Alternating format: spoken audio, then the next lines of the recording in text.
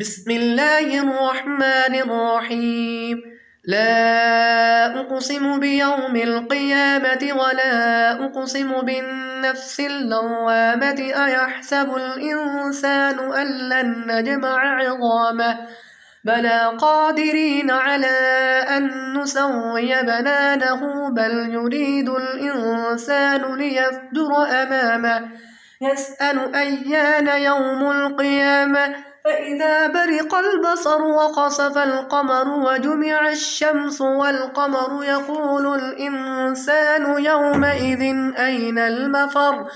كلا لا وزر إلى ربك يومئذ المستقر ينبأ الإنسان يومئذ بما قدم وأخر بل الإنسان على نفسه بصيرة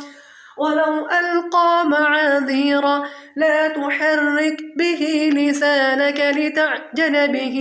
إن علينا جمعه وقرآنه فإذا قرأناه فاتبع قرآنه ثم إن علينا بيانه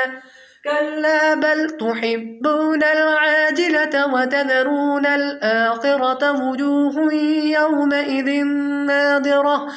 إلى ربها ناظرة ووجوه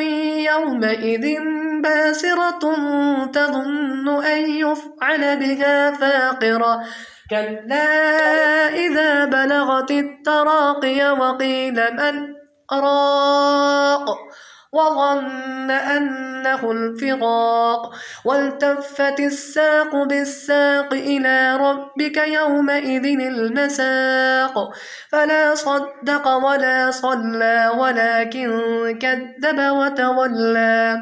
ثم ذهب إلى أهله يتمطى أولى لك فأولى ثم أولى لك فأولى أيحسب الإنسان أن يترك سدى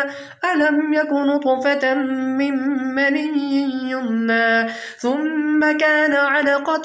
فخلق فسوى فجعل منه الزوجين الذكر والأنثى أليس ذلك بقادر على أن يحيي الموتى